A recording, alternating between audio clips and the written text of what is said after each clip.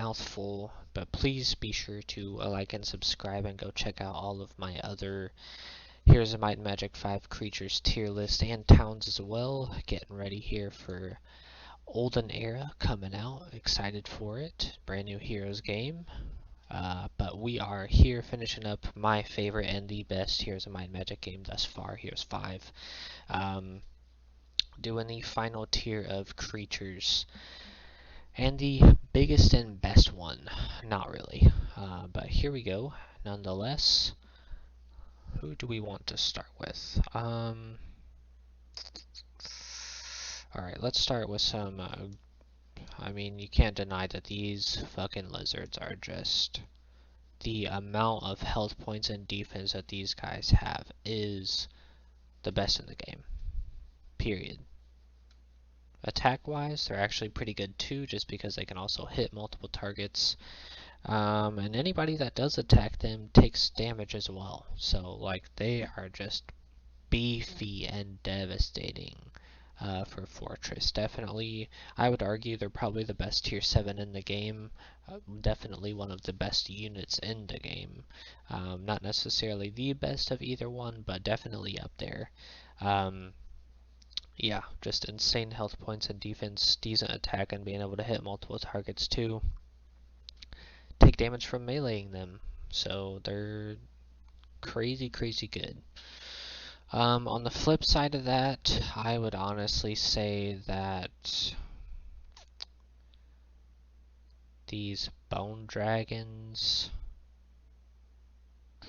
I don't know if I put them like this or maybe one up, but they're definitely the worst tier 7.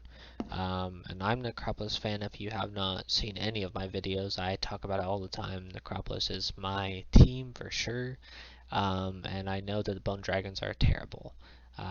In comparison to the other tier 7s, a minimum. Not very good. So we're going to leave them there for now. We might move them up a tier. They might deserve a, just because of their kind of utility when they do hit somebody, but not so much. Let's see. We're going to go green dragon next. Honestly, we'll go a lot of the dragons. I think we're going to go like this. Because that one being able to hit multiple targets as a tier 7 is crazy. And that can be said for, I think I'm going to go, it's hard with this one because they only hit multiple targets like this one. But okay, yeah, we're going to go with A. I think, yeah, being able to hit multiple targets is crazy. Super devastating, can move a whole lot, high damage, high defense. I might drop this one down. I feel like it's a little unfair to put them that high. So yeah, I'm gonna drop them down, make it look a little bit better. Well, we'll stick with that for the moment. Base Cyclops though.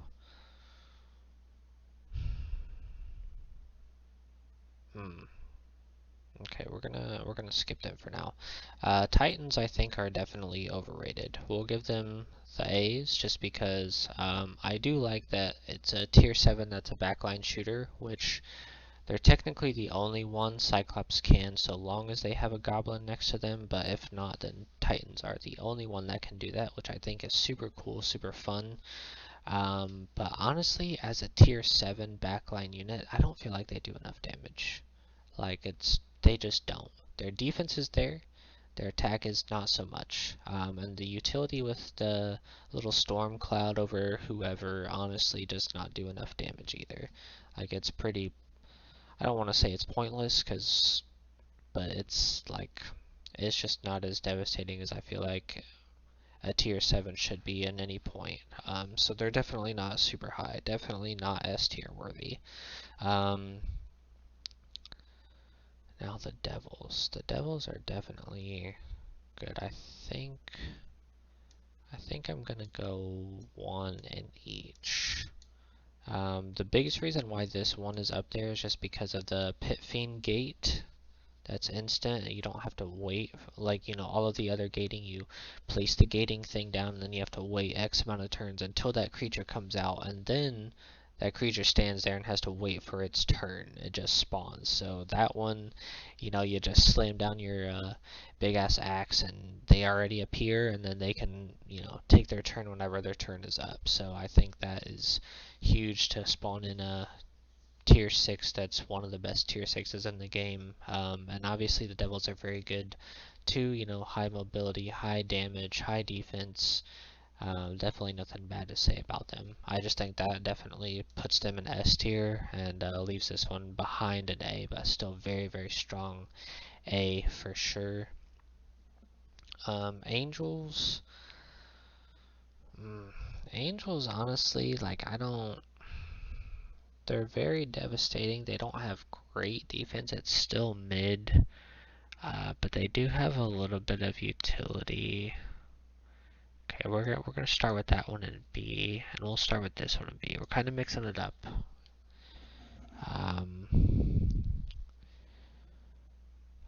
The club is okay.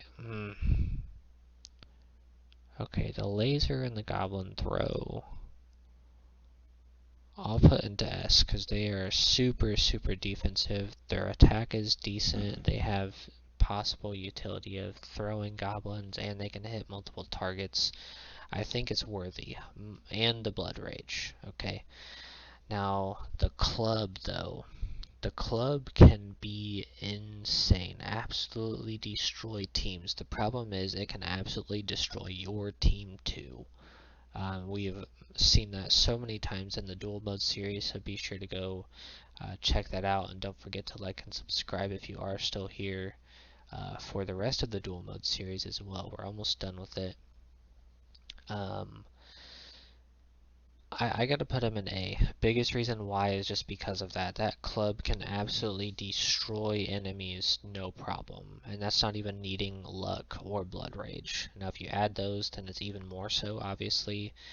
But the problem is, one, you can and probably will hit your own units, so that's devastating to yourself and your army. Two, the enemy can make you hit your own units as well if they play it smart and, you know, move to a spot where you're going to on your retaliation. So the benefit is possibly there, and you can still, I believe they can still goblin throw, but I can't put them in S just because we have seen, and I'm sure everybody has done or unfortunately been like forced into doing, killing a lot of your own fucking army because of the club. So high risk, high reward. So not S tier for me. And then angels, still, it's hard. Angels are really good, very devastating, have a little bit of utility with some healing and everything like that.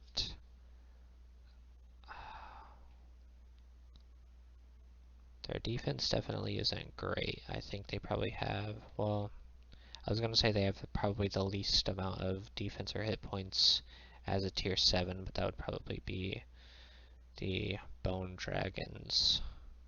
But definitely lower than most all. They're definitely going in A. I just don't think I can give them an S. Again, super great, super devastating, and has some utility. I just think their defense isn't necessarily there, and honestly I think that's something that is a factor for most factions is their faction ability or immunity or lack thereof. So obviously Haven, they have a lot of factors as far as training grounds and peasant paying taxes and everything like that, but because they're all human, they take full damage from everything basically. You know, Necropolis being undead, it's a natural defense against a whole lot of shit, or at least a lot less. And something like Academy, at least some of their heroes are magic immune, actually a good amount of them, creatures I mean. And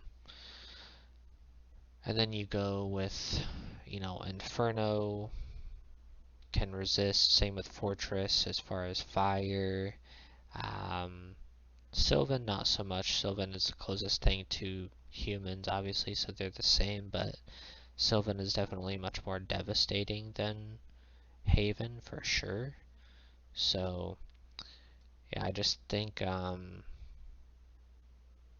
there's a lot of natural immunities that the Angels just kind of don't really have, and they don't have that factor of being a tier 7 hitting multiple targets from, you know, all the way across the map essentially where you move from, or having an insane amount of defense to where you can't kill them, and if you go up to kill them you're taking damage anyway, or spawning in a tier 6, or having so much utility and then possible blood rage to add to that utility as well. So yeah, so please do not forget to like and subscribe. Let me know down in the comments what you guys think about my final Heroes of Might and Magic tier 7 creatures tier list. What you guys thought about all the other ones as well. If you haven't seen them, go check them out.